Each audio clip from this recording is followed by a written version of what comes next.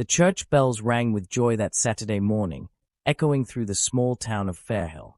Guests in suits and dresses filled the pews, smiling and chatting, excited for what was supposed to be the happiest day in Grace Miller's life. The aisle was lined with white roses. A soft melody from the piano floated in the air. Everything looked perfect. Grace, standing just outside the sanctuary in her white gown, took a deep breath. Her best friend, Melanie, fluffed her veil. "You ready?" Melanie asked with a grin. Grace nodded, though her hands trembled slightly. "I think so." Inside, Pastor Collins stood at the altar with his Bible in hand. He was a kind man in his early 60s, known for his wisdom and deep sense of intuition. He'd married hundreds of couples over the years, but something today felt off. His eyes moved to the groom standing beside him, Daniel Rivers. The man was tall, handsome, and carried himself with confidence. But Pastor Collins noticed the subtle things. The way Daniel kept adjusting his cufflinks. The strange tension in his jaw. The lack of eye contact. He'd only met Daniel twice before. Both times, the man had been polite but distant. And today, something deep inside the pastor whispered, "Something isn't right." Still, the wedding must go on. The music changed. The crowd stood. Grace entered slowly, holding her bouquet. Gasps filled the room as guests admired her beauty. Daniel smiled, but Pastor Collins noticed it didn't reach his eyes. As Grace joined Daniel at the altar, Pastor Collins cleared his throat and opened his Bible. "Dearly beloved, we are gathered here today to witness the union of Grace and Daniel." The ceremony continued, and the couple exchanged sweet glances. But that strange feeling wouldn't leave the pastor. He tried to shake it, chalking it up to nerves. Still, as he looked down at the marriage license on the table nearby, something caught his eye. The signature. It was different than the one Daniel had used when filling out church documents last week. Not just a sloppy version, completely different. Almost like a different name entirely. He blinked and looked again. No mistake. And then, just as he was about to move on, he noticed something else. A small tattoo behind Daniel's right ear, partially covered by makeup, but visible from the pastor's angle. It wasn't there before. And it wasn't just any tattoo. Pastor Collins had seen it once on a police report. It was a known gang symbol from New York. His heart started to pound. Grace turned toward him, waiting for him to say the vows. But Pastor Collins raised his hand gently. "I'm sorry," he said, his voice firm but calm. "We need to pause for a moment." The room went silent. Grace looked confused. "Is something wrong, Pastor?" Daniel shifted nervously. "Is this part of the ceremony?" "No," the pastor said, stepping forward slightly. "I need to speak with the groom. Privately." A murmur went through the crowd. "Pastor, what is this?" Daniel asked, his smile now stiff. Pastor Collins looked at Grace, then back at Daniel. "If you have nothing to hide, then it won't take long." Daniel hesitated. His eyes darted toward the church doors like he was calculating something. Then he exhaled and nodded. They stepped into a side room beside the altar. The door shut behind them. Pastor Collins turned, face serious now. "Who are you, really?" Daniel's expression hardened. "What are you talking about?" "That tattoo behind your ear. The signature on the license. You're not who you say you are." For a few seconds, Daniel stayed silent. Then his face changed, less polished, more raw. The mask slipped. "You don't know what you're talking about, old man." Pastor Collins didn't flinch. "You're using a false name, aren't you? And this marriage, what's it really about?" Daniel stepped forward, voice low. "Stay out of this." "I can't," the pastor replied. "Not when I'm about to marry someone under false pretenses." Daniel leaned in, threatening. "You say one word, and this entire wedding turns into a disaster. Is that what you want? You want to humiliate her?" Pastor Collins looked him dead in the eye. "If it protects her, then yes." Back at the altar, Grace waited, heart racing. The guests whispered, restless in their seats. Something was wrong. She could feel it. Melanie rushed up to her side. "What's going on?" "I don't know," Grace said softly, Eyes locked on the door. Daniel and Pastor Collins had disappeared behind. But I'm scared. Just then, the door opened. Pastor Collins stepped out first, followed by Daniel, his expression now cold and distant. The pastor walked up to the microphone. He looked at Grace with sorrow in his eyes. "I'm sorry, everyone," he said. "But this wedding cannot continue." Gasps echoed through the church. Grace stumbled back, stunned. What do you mean?" Pastor Collins took a deep breath. "I have reason to believe the groom is not who he claims to be." Daniel turned to the crowd, his voice rising. "He's lying. This is crazy. Grace, don't listen to him." But Grace could see it now, the fear in Daniel's eyes, the truth in Pastor Collins's voice. Her heart broke as the realization hit her. "Daniel," she whispered, "who are you?" The church erupted into chaos. The church was in an uproar. Whispers turned into voices, voices into loud questions. Some guests stood, confused. Others sat frozen in disbelief. Grace stood at the altar, her hands trembling as she stared at Daniel, her almost husband, the man she thought she knew. Pastor Collins gently took her hand and led her away from the altar. Melanie followed close behind, wrapping an arm around Grace's shoulder. Daniel remained at the front, jaw clenched, eyes scanning the crowd like a trapped animal looking for an exit. Sheriff Holden, seated in the second row, had been a longtime friend of Pastor Collins. He stood now, walking calmly to the altar. "Daniel Rivers, or whatever your real name is," the sheriff said in a calm but firm voice, "I think you and I need to have a word." Daniel didn't move. "You have no right to accuse me of anything. I haven't done anything wrong." The sheriff kept walking. "Then you won't mind coming down to the station and clearing things up."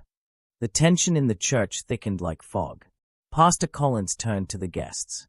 "Everyone, please remain calm. This is now a matter for the sheriff." Daniel looked toward Grace. For a second, his eyes softened. "Grace, please. I didn't mean to hurt you." She shook her head slowly. "Then why did you lie to me?" Daniel opened his mouth, but no words came out. The sheriff stepped beside him. "Let's go." At the police station, Daniel sat in a small interrogation room, hands folded on the table. Sheriff Holden stood across from him, flipping through a file. "Your real name is Anthony Reed," the sheriff said, tapping the file. "Served time in New York for fraud. 2 years. Released on parole last year. No legal name change. No relocation request. You violated parole by crossing state lines without permission." Daniel, Anthony, exhaled slowly. "I wasn't running from anything. I just wanted a second chance. I wanted to start over." The sheriff raised an eyebrow. "By lying to a woman and tricking her into marriage?" "It wasn't like that," Anthony said, his voice rising. "When I met Grace, I didn't plan any of this. She was kind, sweet. I fell for her. I wanted to tell her the truth so many times, but I was afraid. I knew she'd leave me." The sheriff remained silent for a moment, then shut the file. "You still committed a crime. And whether you meant to or not, you broke her heart." Back at Grace's house, she sat in her room, wedding dress still on. Her mother had passed years ago. Her father too. She'd been alone for a long time before she met Daniel, or rather, Anthony. Melanie brought her a glass of water. "You okay?" she asked softly. Grace nodded, wiping a tear. "No, but I will be." "You really loved him, huh?" Grace looked down at her hands. "I thought I did. Or maybe I loved the version of him he showed me. The man who brought me flowers. Who listened when I talked. Who made me laugh." Melanie sat beside her. That man was probably real. But so was the lie. Grace exhaled shakily. "He said he wanted a second chance. Maybe he really did. You still believe him?" "I don't know what I believe anymore." There was a knock on the door downstairs. Melanie peeked out the window. "It's Pastor Collins." Grace stood, slowly walking down the stairs and opening the door. "Pastor," she said softly. He gave her a warm smile. "Just wanted to check on you." She nodded and stepped aside to let him in. They sat in the living room. Pastor Collins looked at her with gentle eyes. You did nothing wrong, Grace. I feel like a fool. No, he said. You believed in love. That's never foolish. But now you see why truth matters just as much. She swallowed hard. Will he go to jail? Maybe, Pastor Collins said. But whether or not he does, your healing matters more right now. Grace looked out the window. The sun was setting.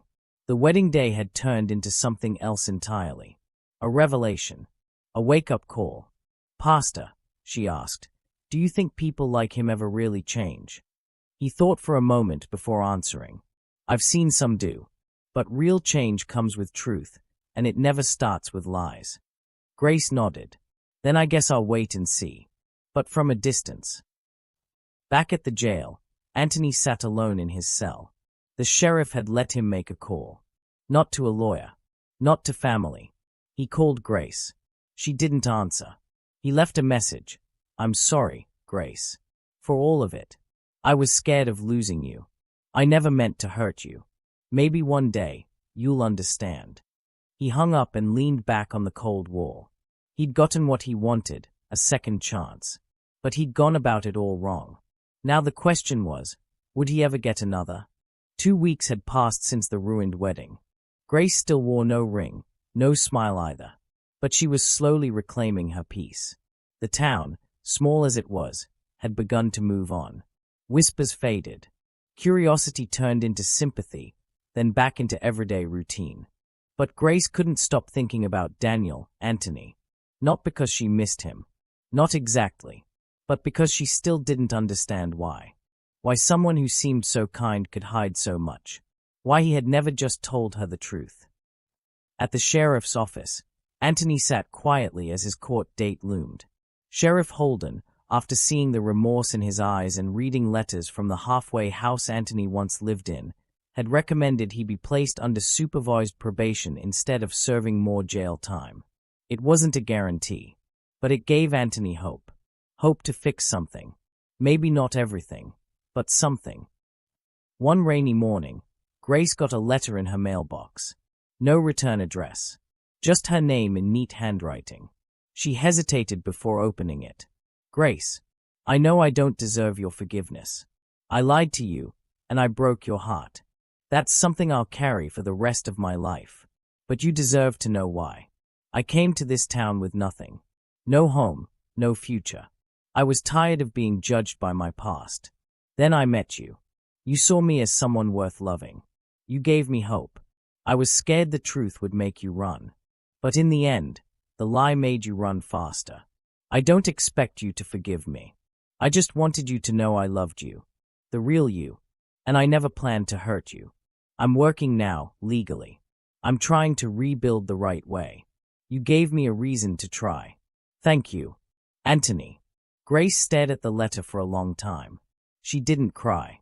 She didn't smile either. But something in her chest loosened. Just a little. A few weeks later, Pastor Collins organized a community cleanup day at the Old Town Park. Volunteers gathered, pulling weeds, repainting benches, fixing broken swings. Grace went, not because she loved yard work, but because it felt like a way to reconnect with people, to move forward. That's when she saw him. Anthony. Not dressed in a suit, not hiding behind a lie. Just jeans, muddy shoes, and a paint-stained t-shirt. He was repainting the side fence with a small crew from the halfway house. Their eyes met. He froze. Grace kept walking, but she paused near the bench he was working beside. He slowly turned to her, unsure whether to speak. She spoke first. You missed a spot. He looked down and laughed softly. Yeah, I've been trying to get better at noticing the details. Grace didn't smile, but her tone wasn't angry. You working here now? He nodded. Part of my probation. Community hours. But I volunteered for the park. Thought it'd be nice to fix something instead of break it. Silence stretched for a moment. You didn't have to write me, she said. But I read it. He looked up, eyes soft. Thank you. I'm not saying I forgive you, she added quickly. But I don't hate you anymore. I think that's something. He nodded. That's more than I deserve. Another moment passed. Then she stepped away. "Take care, Anthony," she said. And with that, she walked off. He watched her go. There was no promise in the air. No magical moment where everything got fixed. But it was real. Honest. That meant more than any fantasy. 6 months later, Grace opened a small dance studio in town. It had always been her dream. Her way of staying close to her late mother, who had taught her first steps. Kids from all over town came in for lessons. Laughter filled the rooms. Joy returned to her heart, slowly but surely. One afternoon, as she was packing up after class, she saw Anthony standing across the street. He wasn't watching her. He was helping an old man load groceries into his car. He looked different now. Steadier. Calmer. She didn't wave. She didn't speak. But she watched for a moment. Then she smiled. Just a little.